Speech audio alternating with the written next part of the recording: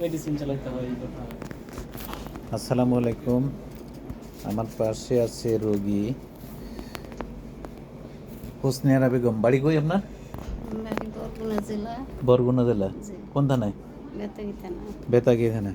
ওনার 2004 সালে colon cancer হয়েছিল।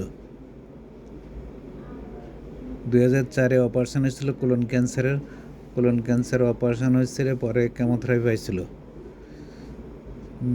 Chemotherapy খুব ছোটোখাটো কেমোথেরাপি দিয়েছিলাম তখন, 5 লিকোভরিন, সবচেয়ে কম দামি ওষুধ। আলহামদুলিল্লাহ এই প্রায় 21 বছর আলহামদুলিল্লাহ ভালো আছেন। এখন কি অসুবিধা হয়?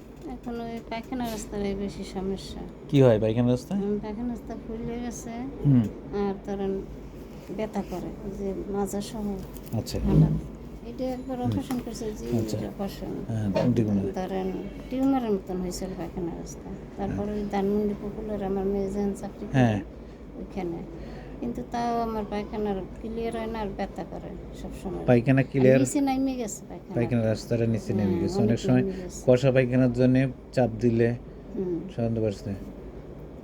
এটার সমস্যা বেশি আর পেটে ব্যথা করে আগের মতন।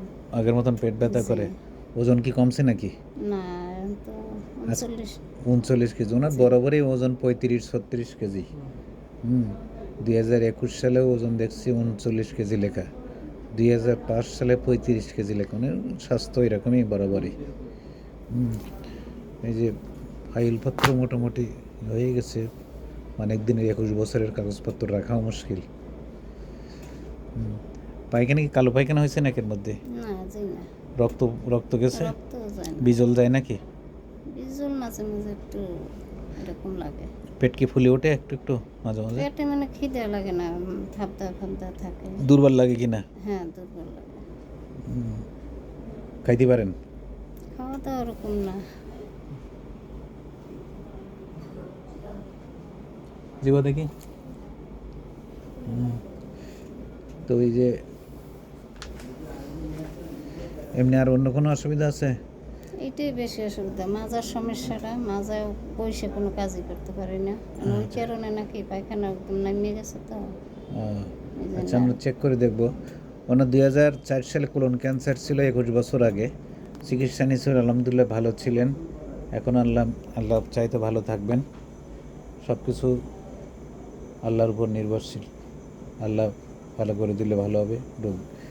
ডাক্তার এবং ওষুধের কোনো ক্ষমতা নেই, সমস্ত ক্ষমতার মালিক আল্লাহ। আল্লাহ ভালো করলে ভালো হবে। সবাই দোয়া করবেন ওনাকে যেন আরও ভালো লাগে, নিয়ে হায়াত দেন। সবাই ভালো থাকুন, সুস্থ থাকুন।